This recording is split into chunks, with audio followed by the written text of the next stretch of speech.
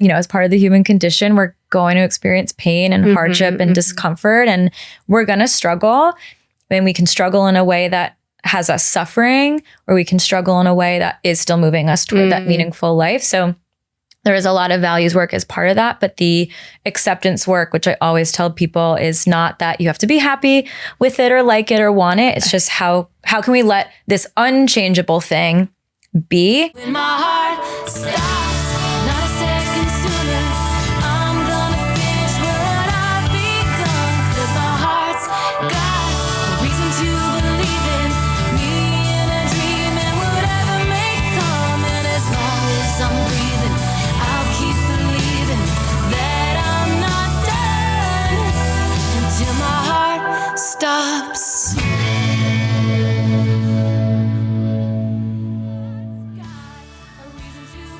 If you guys are like me and wanting to be more mindful about what's in your products, how many toxins are in your products, and making sure that you're putting good things on your skin and into your body, I highly recommend Osea. I did a total revamp on all my products, and this is one I have been using and now is a staple in my bathroom. I particularly love their Ocean Eyes Age Defining Serum. I feel like I don't have bags under my eyes anymore, and I just feel really good putting this on my skin, knowing something good is going on my skin and into my body. So if you want to check out Osea's products, use our code QTCPOD10 to get 10% off your first purchase. Welcome back to this episode of Quiet the Clock. I'm so excited to have our next guest and the topic that we're going to be talking about. Welcome, Rebekah, to Quiet the Clock. Thank you so much for being here. Thank you so much for having me. I'm happy You to be are here. a fellow therapist and practice owner. Yes. And you specialize in overarching in life transitions, but specifically, well, I guess you can share, you've kind of shifted focus to broken engagements. Yes. So yeah, overarchingly, I do support adults going through a variety of life transitions, but I myself went through a called off engagement a little over 3 years ago, and it is just not talked about enough. And while amazingly, like there's a lot of groups and content out there for breakups, for divorces, there's just not really that space in between that's discussed. And so I decided to speak out more about it and also say like this therapeutically is something I specifically work on too. Yeah, you're right. It's so specific. And like that's really like what we love to do is to highlight conversations that aren't happening enough, even though like so many people are experiencing it or going through it. Yeah. Can you share your own, your personal journey that kind of transitioned into your work focus? Yeah. So a little over 3 years ago, I not only went through a called off engagement, but I went through 3 big transitions at one time, which is what kind of sparked the major life transition specialty. So I called off my engagement, but at that same time, I left the job I'd been at for 6 years to start my private practice, and then moved to a new city. Oh, wow. It was a lot, really, really challenging. And with the called off engagement, I was with my ex for 5.5 years.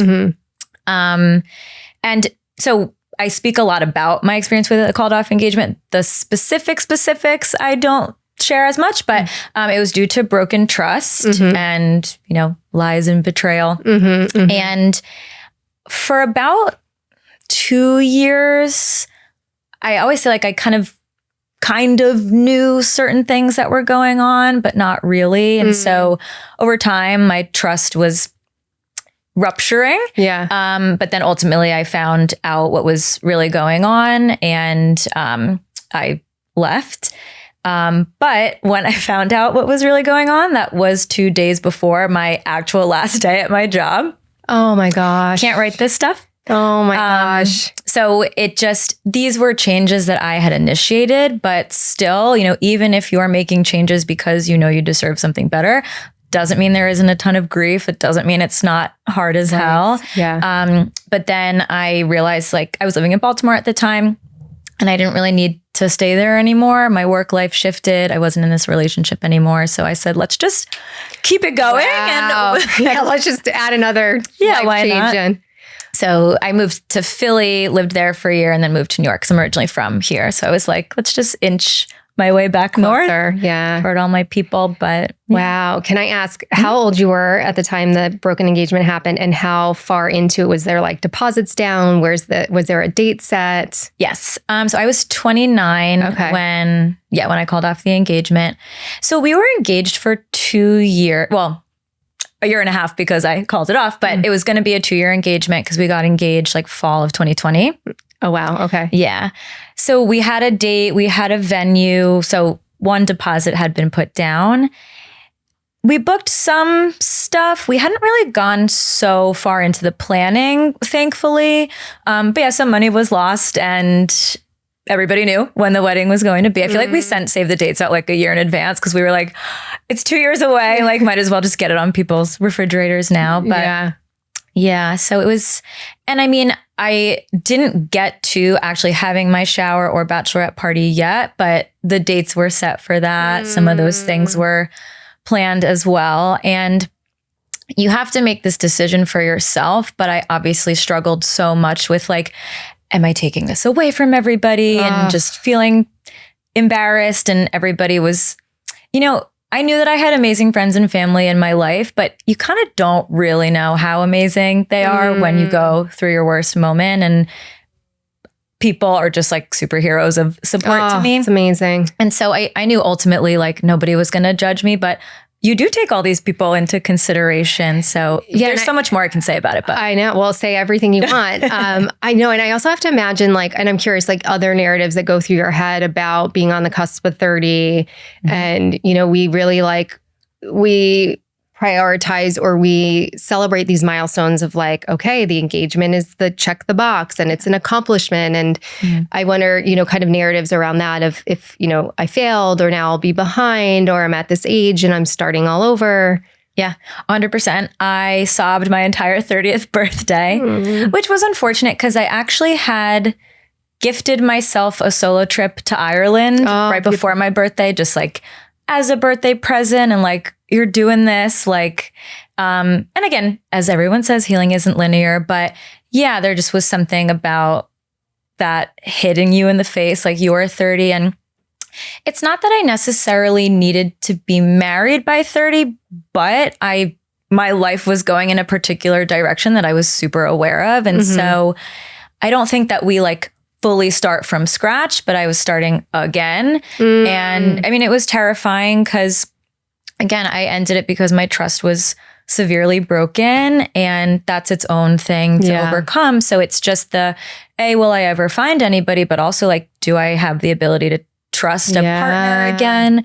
And again, like all at the same time was starting this business. And so just, that number 30 definitely hit. But I will say, maybe a week later, I was like, I actually really love this 30 thing. Like, I'm good. I know. And it waxes and wanes, but I kind of got around to that quickly. But yeah, it definitely came up, kind of viewing yourself in the scope of a particular age. I'd love for you to speak a little bit more. I love what you just said on, I don't think we start from scratch, because I do think a lot of people narratives that they hold on to or sort of fears that play into staying stuck is that I have to start all over. And it feels, when you frame it that way, it can feel so overwhelming. So I do really love what you just said. It's like, I don't think we start from scratch. So I'd love for you to speak more on that. Yeah. And I had to reframe that for myself. It's so funny, like all the things I can say now, a little over 3 years later. But yeah, because I think, what I went through was really painful and awful. And I mean, heartbreak, I felt like I was going to die, and it was never an exaggeration. Like I genuinely, it's so freaking, I think it's one of the most painful. You know what's so interesting? When I was this is like kind of sick, but I'm going to share it. So in my 30s, I was in a 5-year relationship that ended around 30, 31. And it was, it's never like a clean break. So you like break up and you try and whatever. But before that, I don't think I had ever really experienced heartbreak. And I had been in a couple other long relationships, and they sort of just either naturally ended or it was my choice to leave. So I had never really experienced heartbreak. And I would say to myself, I think I need to experience this. Like, I think I need to go through this. And I did in that. But it was such a major life lesson, as painful as it is. I know something in me told me I need to live through this. Like I need to experience this. For sure. Well, and I always say to my clients, I'm like, I hate that I have to tell you this right now. And the only way out is through. Totally. So it's, it is that. And it's so excruciating, but we heal through it. And so with this idea of not starting from scratch, I can use this pain and I can use what just happened. Like I'm not starting from day one of my life. I'm starting from, I was in love with this person. I had every intention to marry them. To this day, like I don't have the like F my ex view. Like I want the best for him genuinely. It ended ultimately in like a very respectful way. But so there were things about that person that I knew I was looking for again. And there were also things that were occurring in our dynamic that I couldn't do ever again. So I'm starting from there. Yeah. And all of that, I mean, I don't know. Yeah. We'll get there, but yes. We'll get there. But all of that led me here. Yeah. And we'll get into this later, but I do like to say it's not just that I am engaged again. It's about who gave this to me and what it symbolizes of this new partner and partnership that is. And how you came to, identify who that right partner is. I had a similar experience in that, like ending this relationship in my early 30s. It became very clear. It kind of became more clear what I needed next. My previous relationship, the values were a little bit different. The upbringing was a little bit different. And, that was a big takeaway for me from the relationship, that it was important for me to find somebody that had sort of the same foundational values and upbringing. And that was really what I looked for. And it has been such a marker of the success of my current relationship. We're almost together 10 years. We have our son. And it was really like, I think without going through that relationship, I wouldn't have really maybe it's somewhere along the way, but it became really clear to me, like I needed that. I really, really needed that. Yeah. Well, and it's amazing where you're at now too. And I'm sure it's very uplifting, to, your listeners and everything. And and I mean, sadly, and I get it. I mean, we see it in people that we work with. Not everybody lets themselves experience the pain and therefore learn from it. And so it's also not a given that you would have come out of it that way. Yeah. I think it's can we find the purpose in the pain? Can we find the lesson in the pain? And it's inevitable. I don't think we can escape heartbreak. I don't think we can escape grief, but what do we do with it? What do we take from it? What do we learn from it? 100%. Yeah. I like to say turning pain into power as well. Yeah. It's so hard. And like, obviously everything ended up being okay. But my least favorite thing when I was going through it was people telling me, you're going to be okay. It's all going to be okay. And so I try to find my footing now with like what we're talking about and where we've ended up on acknowledging how awful it is and you will be okay. And it is that you will be okay. It's not it's. I love that distinction so much. That's important. Yeah. Cause I always tell people, I'm like, it's not getting better. The it is the breakup. The it is the heartbreak. Like that's the thing. Yeah. It gets better because you got better at knowing how to cope with it, knowing how to accept it. I mean, acceptance was everything. It's my favorite skill to teach people. It's a hard one. It can be a hard one. Yeah, for sure.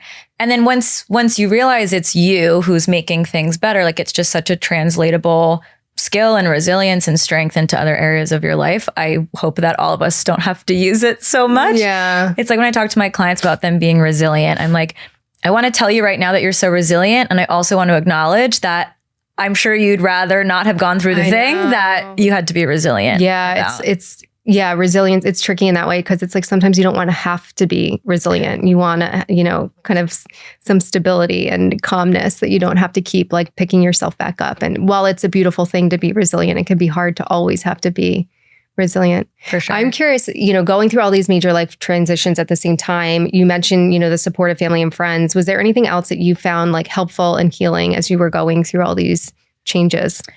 Yeah, a few things. So therapy, being in my own therapy.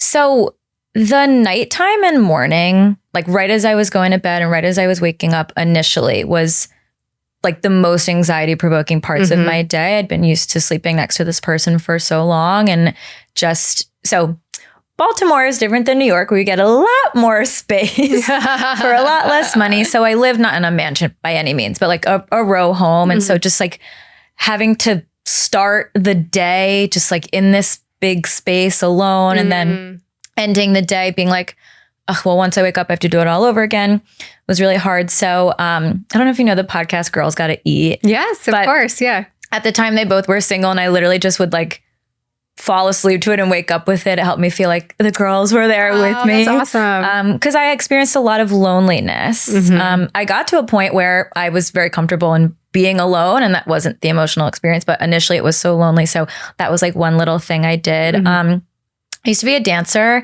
and it was always hard for me to find a studio in Baltimore that kind of matched like the experience that I have. But when I moved to Philly, I found an amazing studio for adults with experience. So even though it was hard to like push myself to get out of the house, I got back into dance, and it really like brought me back to life in many ways. I've heard that about dance. Yeah. Yeah. It's just so fun. Like it is a hobby of mine that I love, but even just on the expressive aspect of it. So that was really helpful. Going honestly on that solo trip was, even though I cried a week later on my birthday, it doesn't matter. That was really healing for me too, because I think it just further solidified, like you can do hard things. You can be by yourself. You're okay. So that was really helpful. I love solo. I've always recommend that to clients is like do one solo trip. I think you learn so much about yourself, especially like the confidence building. Like I can do this. Like I can do hard things. I can, be this independent person out in the world and navigate it on my own. For sure. I feel like it was such a test too of like, I am solely responsible for my experience here. And so every day I'd have a moment of just being like, I'll just like go back to my room and watch TV. And then another part of my brain would be like, no, you're going to stay out and you're going to try this pub or you're going to try this waterfront park, whatever. And if you don't like it, fine, we'll go home. And every time I listened to that voice, like I had the coolest night or coolest day. So it just was, an exercise in like choice making. And I think taking that pause to listen to both parts of the brain, what is driving you to do. Yeah, for sure. At what point did your personal experience transition to or shape kind of the work that you were doing in your practice? Yeah. So the major life transition, well, I just want to say also, for anybody listening who has therapists, we all go through tough times. I love that you say that. True. I just think about like, because I'm trying to do the math in my head and I'm like, okay, well, for a while, I don't even know how I did any session and helped anybody because like, oh my God, I have to tell you something so hysterical. So we Ariel, my social media person's here today, and we did some content before the shoots. And one of the reels that we did, which everyone hopefully will see, is like the therapist breaking down right before the session and kind of having to pull it together. But it's so true. I mean, I'm sure you can relate. Like I've had sessions where my personal life is happening in between and I'm upset, and you kind of have to like gather yourself and be present for your client. For sure. So I will answer your question, but on that note, just as a quick sidebar, the night of finding out what I found out, which got me to say, I can't do this anymore, I had a consultation scheduled and it was 20 minutes after finding out. And I was like, is this sociopathic or heroic? I don't know. Which one is it? I'm going to go heroic. But I was just like, I'm still going to do this consultation.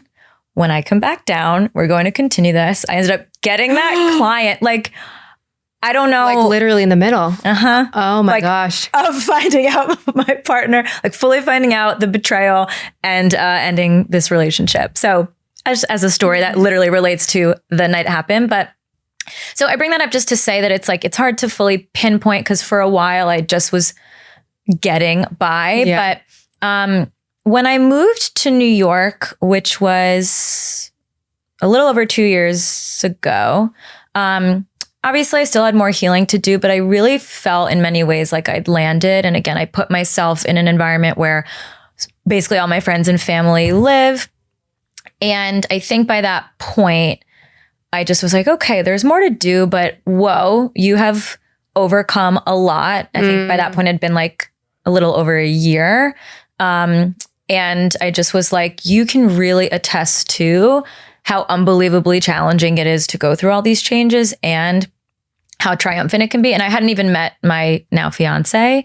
So I think, we're not here to put our stuff on our clients, but we can do such valuable work that comes from what we personally experience. So Absolutely. I think a little after I moved to New York, I started shifting that a bit. And then I think it was definitely once I got into this relationship before being engaged, where we were kind of like, I was like, okay, this is the person, was its own moment of like, girl, what? Like, remember, because the excruciating pain and just like, I would just scream like a dying animal in pain and sadness and heartbreak and grief. And so I think when I just kind of realized like there's such a consistent peace and joy and fulfillment to my life, not just because of my new relationship, but all of these other facets of life that I always say I didn't just make them different. I made them all so much better. Yeah. I really felt just a lot more comfortable in, what I really want to start speaking out about called off engagements, because I had to really check with myself on where I was at in my healing so that I can truly be in a position to hold space for people and not get so triggered and not feel like, ooh, I'm maybe at risk of, turning it on me. So once I felt like I got to that point, I started, marketing it more, and I started a group for women going through called off engagement. Can you share more about the group? And I'm curious too, even when you started to like shift a little and market more towards that, did you find that there were a lot of women going through that same experience? There were. So, me and marketing were constantly trying to figure each other out. But I always felt that like any reel I did that spoke to it did do well. And it's not about like likes and follows. It just really speaks to it resonating with people. And I'd gone on a different podcast talking about my called off engagement. And I got, just some messages of people feeling so seen and saying they never really heard people talking about it before. So yeah, and everyone also is at a different place in their journey. So because the group is quite new, I'm finishing up like the first round of it. And I got more like inquiries and consultation calls than I expected. And understandably, some people were like, I'm interested in this, and I just like don't know that I'm ready. And I fully empathize with that, because when I first went through it, I don't know that I was looking for a therapy group specifically, but I looked for any resource I could get my hands on. And it was so hard to find, which is part of why I started the group and talking more about it on social media. But, when I was first going through it, I don't know that I would have wanted to speak about it in a group setting. And then, the women who currently are in it are like, oh my God, like, thank God. So there's no, one size fits all. I think it's so person specific. And the only way I can kind of relate to that is like the fertility world. And there's so many amazing like groups and communities out there. But sometimes, specifically for me, sometimes I don't participate in those, or I'm not ready to participate into those, or it can be triggering. So I think it's important to kind of tune in with yourself and see like, will this be supportive and helpful, or do I need something a little bit different? For sure. What are, the work that you've done and the clients that you've seen, and what are some of like the things that come up? Again, we talked about your own narratives earlier, but what are some common narratives or themes, or what happens, or how do you work with someone that maybe hasn't made the decision yet and they're kind of stuck in whether to stay or to go? Sure. So one common theme is grieving a living person. I love to speak to this because it is its own unique form of grief. It's super, super confusing. And I think people can really dismiss their own grief and no form of grief is worse or better than another. And people are pretty quick to say like, well, at least like they're alive. And I'll be like, what do you mean at least they're alive? That brings its own slew of challenges. Like, so that's a big theme. I see resentment a lot. So whether, because sometimes it's my client is the one who called it off, and sometimes it's that their ex called it off. But there's always some form of resentment, whether it's the client's calling it off because they also were betrayed, or they're resentful that their ex who called it off didn't speak up sooner, that they were having problems. So resentment's a big one, and trying to really help people understand that, like, yes, it's anger, but to me, I think resentment so much lies in unfairness. Yes. Yeah. And so helping people make sense of that, the fear of starting again, and there's so many different phases too, because then eventually someone's ready to date again. Mm-hmm. So there's a whole, dating pocket of things. I will tell you, I haven't yet had a client who's thinking about calling off an engagement yet, only because it's still somewhat recent that I've been like putting this out there as a specialty. And I've primarily gotten people post called off engagement, just like, how do I regroup and rebuild my life? But I work with a lot of people who are going through breakups in general. So sometimes for sure. And,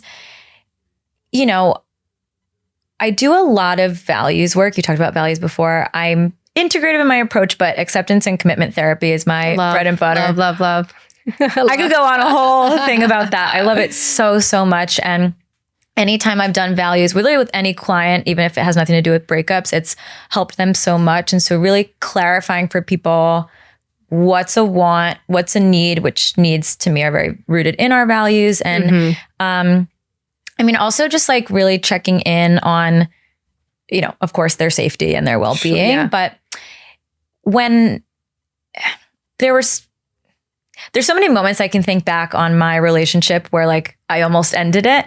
But something that was really telling for me was we got to a point where more consistently we were having problems, where that wasn't always the case at all. And we'd almost like celebrate like, this was a good day. Oh, yeah. So less the norm to have a good day. Yeah. Right. So I think really checking in with people too, if they're in that like pre-phase of just honestly, how are you feeling consistently, and empowering people to know that they do deserve a life that is more consistently happy and fulfilling. Nothing can be 100% happy. Even in the best relationships, we all have to weather storms together. But I focus a lot on just peace. So when people talk about when people talk about it in terms of like really, really liking the person. And I think that's part of knowing that this person could be for you, but we're just scratching the surface. Yeah. And so I really talk with my clients a lot, whether they're thinking about breaking up with someone or they've already gone through it, specifically a called off engagement, they're dating again, that I think when really needs to be focused on the peace that you feel and just like the addition of that this person has brought. So talking with them about a lot of those things, while of course being so validating to how hard it is to make this decision and just helping them process all of that. Yeah, I think checking on your piece is so important, whether in a relationship or newly dating. I think that's such a good indicator cue to you of like whether this is right or not. The things people say to you when you're single can be so infuriating. And I remember people saying like, it'll just be easy. And it is kind of actually true, but I love the way that you put it is like, are you at peace? Like checking in with your nervous system and like, how are you feeling is so hugely important. Yeah. And it's so timely because I had a session today with a client who they didn't go through a called off engagement, but are looking for dating help and they're newly seeing somebody. And we talked about this peace thing and they were like, but I don't know what that feel like. How am I going to know? And I was like, please no, I'm like angry with myself to say this. And I was like, it's not when but like, I was like, I literally can't define that for you because it's so individualized and it's subjective, and how you experience peace cognitively and in your body is a bit different than how I do. But I just was like, I do think you'll know it. And that's the best I can give to you because I asked myself the same thing. And I knew that mine was the right one for me because of, whoa. Whoa. Like literally. And like, you're like, it can be this way. Yeah. You just get is that whoa moment of like, wow, this is so different. And I really didn't realize. Yeah. Yeah. What is it that you think keeps people stuck in the relationship, or like, at least what have you seen in your work? Like what keeps people from checking in on that piece, or what keeps people overlooking maybe there's more bad days than good, that their piece is compromised? I feel like I have a lot of answers. Say them all. I'm going to do my best because my brain's really good at being like, you've got 7 thoughts. We'll throw one at you and they're all going to go away. But so let's just start with love. Okay. That kept me in it. Love is such a powerful emotion. And I genuinely was very in love with my ex. And it took me a while to get over, actually, even after everything. And here's kind of my take on it. I do think love is unconditional. And I think that in regards to the emotional experience of it, because my trust was broken. I knew I couldn't be in this. And even prior to ending it, like there were just so many issues. And I was like, I still love this person so much. I think the emotional experience of it is unconditional. Like you can do all these things and I still feel this way about you. Yeah. And partnerships are conditional. Yes. Such as my condition is I need to trust you. Right. So I think though that the messaging around like love is unconditional and literally listen to vows, right? Like for better or for worse. And it's like, okay, but can we define worse? Because if someone's breaking my trust, no. So obviously we didn't get married. But so I think there's certain grand messaging that people fall into. Plus, aside from the messaging, love again is just so powerful. And so like so I actually had called off the wedding 6 weeks before the breakup. Oh, wow. Okay. Yeah. So it was kind of like, let's just pause. I can kind of get into that anecdote in a bit, but basically it was just like, let's just remove this from the equation for right now because I just don't feel ready to marry you in 7 months and see if things get better. And then ultimately they didn't. And I found out what was going on. But I bring that up to say that like, I kind of tried different things. I also like tried breaking up and getting back together. So I think just like we talked about, you have to move through the pain, but it's so excruciating. Who wants to feel that? Like I know. I always tell people, I'm like, healing's a little bit like sadistic to ourselves. Like we're putting ourselves through a lot. And it's almost like same with my ex that in my early 30s, it was like, I tried to leave. Then it's almost like you get too close to the pain and you like rush back to what's comfortable. And it's so 100%. And I think it's important to validate and normalize that and not feel shame that it takes a little bit longer to really kind of finally make the final decision because it is so painful. Yeah. That's why I wanted to mention before that like, this wasn't just like, wow, I found out that, I deserve what I need and like, no, it took. I know. So I think that's one piece. I do think, right, the fear of starting again and just like, okay. Well, and you talked about too before, right? Like kind of reaching certain milestones. So depending on your age, right? If it's like, well, let's just go with 30. I am 30 and I have the fiance, I have the wedding date. Like I want these things in my life. So I'll just keep them because what if I never find it again? Or when will I find it again? So I and that fear is really, really big. Yeah. And we also have such, focus on age. We have to do it by this certain age. So I think that like heightens the pressure and the like, well, now I'm 30 and if I want this and then if I want that by this time. And so you start to do like the mental math about what it would look like and what it would mean to start over. And then the math is not mathing. For sure. Exactly. And I think another thing too, it goes back to like a lot of general messaging. We hear so much couples fight, relationships are hard. And they are hard. And so my relationship with my ex, like that was my first serious relationship. We met, when I was 23. And so sure, like if we are arguing or we're going through these hard things, like this is how it's supposed to be. And right, so I tell people that yes, they are hard, but the hard thing is that you're taking two individuals with different strands of DNA and gene expression and life experiences, relationships, environments, all the things, and you're pairing them together. Like life's hard as it is individually. So when you pair that up and you as a unit have to go through hard things and do a bit of a balancing act. But I always say like the hard part shouldn't be respecting the other person. The hard part shouldn't be being able to exist peacefully with the other person, all these other things. And so I think when it's so normalized or maybe not spoken about in as nuanced as a way as it needs to be, that couples fight and relationships are hard.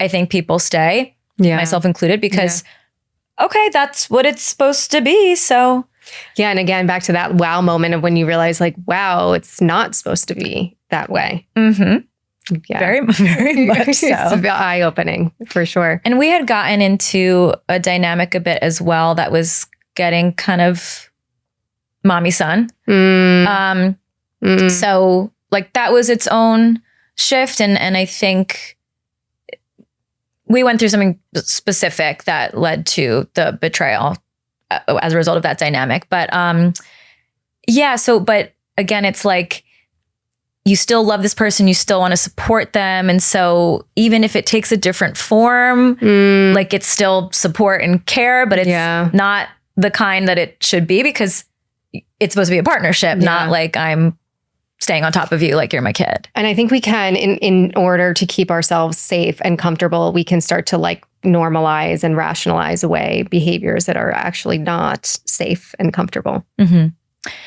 I also want to say, as far as the betrayal, so it actually wasn't due to infidelity. And I bring that up not to shame infidelity or be like, at least mine wasn't that. No, because mine was still awful. But to normalize that that's not the only version of betrayal and deceit.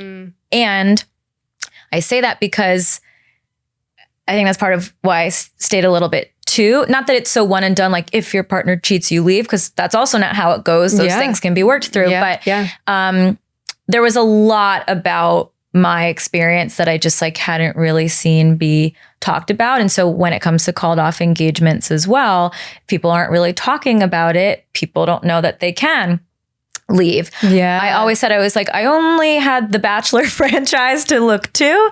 But like, I didn't know anybody personally who went through it. And I didn't know that it was an option. Like, of course it is, but I also didn't know it was an option. And so just all the layers of my specific experience, if it's not talked about and you're not seeing anybody that model you can resonate, you stay. I love that. I appreciate your openness and your vulnerability, because I think it is important to make that distinction that like, because I think there is this narrative of like, it's not that bad, right? It's not, he didn't cheat. It's not that bad. But if your trust is broken, if your safety is compromised, it can be anything. If it's those things, it's, I think, bad enough. Yeah, 100%. Just like grief, whether a loved one passes away or it's a breakup. So 100%. And we learn through experience, but having that experience, exactly like you said, that's just why I wanted to say it, because regardless, betrayal is, I think, the worst interpersonal experience. Yeah. And it's earth shattering. And you know, you get on yourself. How did I not know? And I mean, there's so much denial. And when that denial lifted, it was terrifying. My brain was like, are you ready to see everything for what it is? It was scary. It's a lot. I think like obviously the things that we put in place to protect ourselves work really well. Too well sometimes. Yeah. The other thing I want to say about grief, I know you mentioned grief in terms of like grieving a living person, but I also what I've seen happen, whether it's breakup or broken engagement, is just the grief of the life that you thought you were going to have, the vision, the future, the milestones, the timelines. And I think that's really hard I think that's important to acknowledge and validate. And I think that's also really hard to process and heal as well. Yeah, 100%. There's so many layers of grief, because you're right. It's the life that you were building, that you thought you were going to have. It's the life that you did have, even if, and again, truly, like I do wish him well. Not everybody comes out of that feeling that way. And so even if you don't, and you're like, screw my ex, there still were good parts. Even if it just was, wow, I got to cuddle and watch Love is Blind. You know what I mean? Or like, whoa, we loved, I don't know why my brain is all about Six Flags today. I literally used Six Flags in like 3 sessions today, but whether it's like, oh my God, we like had so much fun. We went to Six Flags, right? It just, when you think back on that montage of the good things, there is grief over that as well. And you know, you also, again, everyone has this experience, but you become friends with their friends. Totally. With their family. It's like uncoupling of so many people and things. Yeah. So many people. Or sometimes you're like, I can't go back to that restaurant for a long time because I'll break down if the memories and like, 100%. It's so much. And and then sometimes there can just be, grief of time. I don't think time is wasted with these experiences, but at the same time, of course, it can really feel that way because you're like, if only I got out sooner, I could have. So no, those are all the narratives that come up. I just feel like are, and they're normal. Like it's normal. But I encourage people to not get stuck on those narratives because I too believe that no time is wasted. Because like what we were saying earlier, there's something that comes from it. There's a pain there's a purpose from the pain, or there's a lesson, or there's a learning or a knowing that comes from it. So I wholeheartedly believe that too. It's like kind of moving away from that narrative that I wasted time. Yeah, exactly. Not specifically, it doesn't have to be specifically to broken engagements, but anyone kind of feeling stuck or not at peace, whether career, relationship, city, whatever. What is some ways that you help people sort of identify or move through fears that are keeping them stuck in those things, right? There's sort of this stage where this isn't quite it, or it doesn't feel great, but I don't know how to get to the other side. I don't know how to make this change or transition. What are some things? I know you mentioned values before, but what other kind of tools or things do you offer to people in that place? For sure. Well, I was going to say, like, I fully employ acceptance and commitment therapy in its entirety for that. But what I like to tell people is that, and not for every situation, but for some situations, unfortunately, either way you slice it, there's discomfort. Mm-hmm. And then I highlight there, but there's two different versions. So there's a discomfort that comes with staying stuck, and there's this discomfort that comes with actually moving yourself forward. Mm-hmm. So I think like there's so many times where I'll say to clients, I'm like, what I'm about to say is not the most comforting thing, but I'm just keeping it real with you. And I find people respond really well to that because it's just kind of like, listen, like this is what it is. Of course, I say it so gently and with a lot of compassion, but I think sometimes hearing that language of just like, it's uncomfortable either way, but these are actually two different kinds. Sometimes I see can get the wheels turning of like, okay. And then, yes, it is kind of saying, okay, well, now I'm not here to just leave you hanging and say, pick one. It's to then say, I actually have a whole toolbox, again, a lot through ACT. Of course, there's a lot of anxiety that comes up. So I'll bring in the somatic tools, but really the ACT framework of psychological flexibility and just how it does acknowledge up front, like we, as part of the human condition, we're going to experience pain and hardship and discomfort, and we're going to struggle.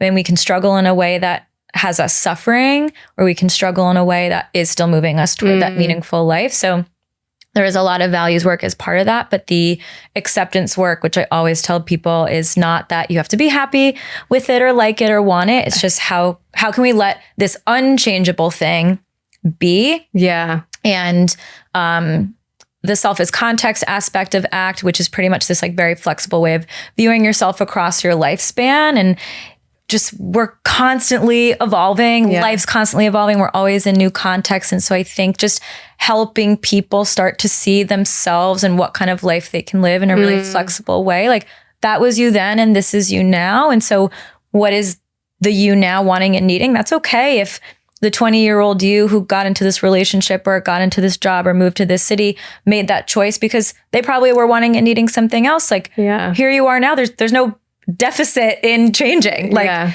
so I really do a lot of that work. And I ask clients a lot.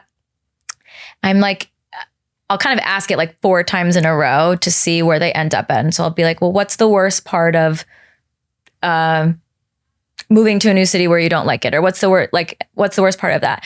And every time the answer we get to is, well, that's just really uncomfortable. Yeah. I think that's right. It's really what it all boils down to, because I think, our instinct is to keep ourselves safe, and discomfort can feel, it doesn't have to be unsafe, but it can feel unsafe. For sure. That devil you know versus devil you don't. And so I'll kind of tell people like, the good news is not that you're going to feel uncomfortable, but the good news is that if that's the worst case, there's actually ways to have a completely different relationship with your discomfort than you currently have, where that's not even such a bad thing. And then also drawing upon, right, we talked about that resilience thing. So also just drawing upon like, you're not sitting in front of me, a newborn infant. Like, because I do only work with adults. That could be 18, but that can also be 80. And so checking in on like, you got here in front of me today, I'm sure because of some changes. And I'm like, let's even just talk about the fact that once you could only crawl and now you walked here to my office. Like, it's so interesting. And for me, myself as well, you know, we're not, as therapists, we don't have it all figured out and perfect, but it's so common for people to forget how resilient they are. It's so common for people to forget how they have overcome discomfort or they have already overcome something difficult or challenging. It's like once you're presented with the next difficult thing, you think you have no resource or skills to do it. And it's our job as therapists to remind them like, hey, no, you've done this before. Yeah, for sure. And they're kind of like, oh my God, you're right. I have. Yeah. I always say like we're all walking history books and we don't always need to like read every chapter, but sometimes it's like, can we just like visit this chapter real quick? And something that I love to tell my clients too is I like to say that a decision is not a commitment to an outcome.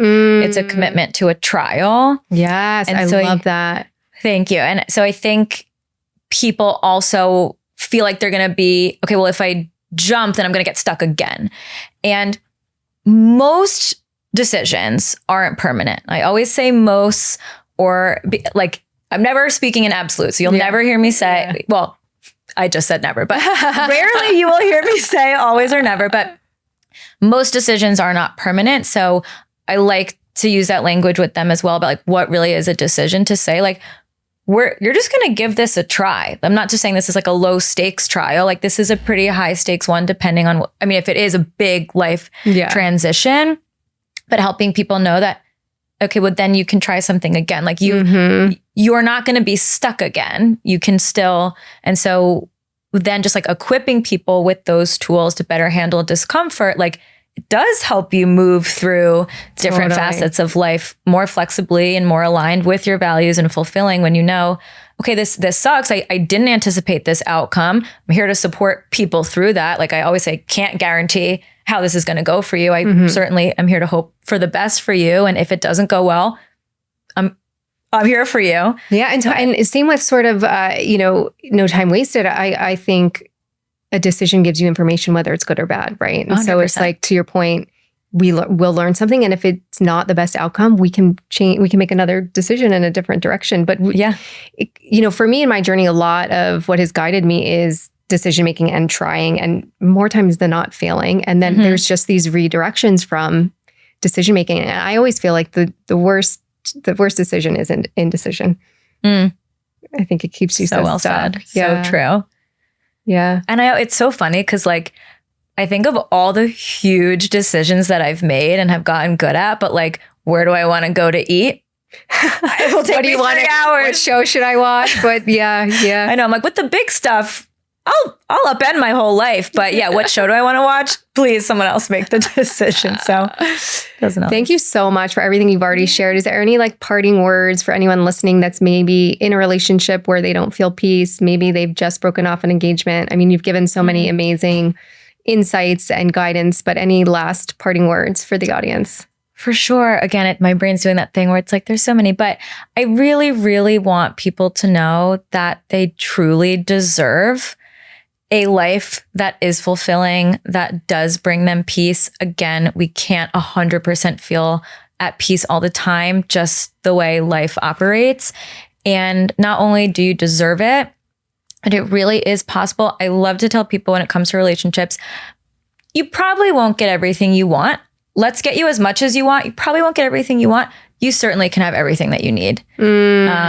You should have everything you need. You should. Yeah. And you absolutely can, and you deserve it. It is possible. And if it takes a little more time, okay, it's better. It's going to be a better, return on your investment.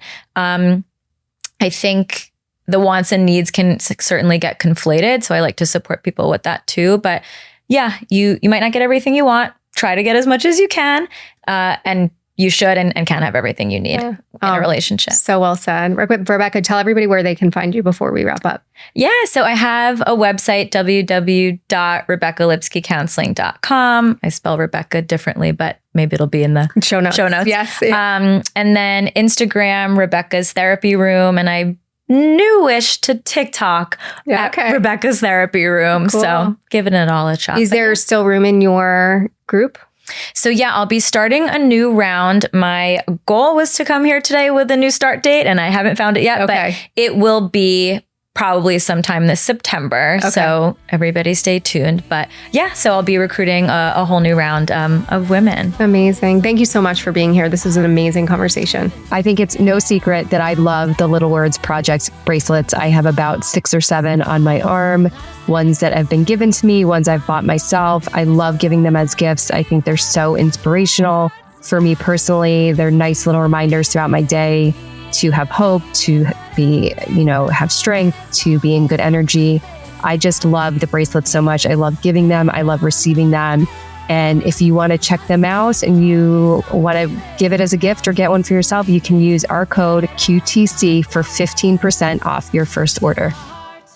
Hey guys, I'm Beth. Thank you so much for tuning in to Quiet the Clock. If you want to hear more episodes and learn more about how to dismantle societal timelines, live life on your own terms, live life fully and authentically, subscribe to our channel on YouTube, and you can also follow us on Instagram and TikTok at Quiet the Clock Pod.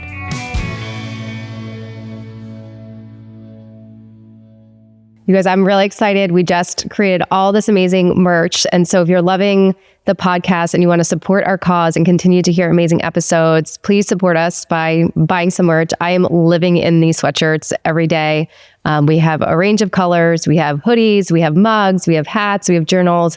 We have all of the things, and I love having them on because it's just a reminder to quiet the clock, to slow down, to let life unfold and be happy. So there's meaning and purpose behind wearing it too, which is a nice reminder. So check out our website, quiettheclock.com, to get your merch.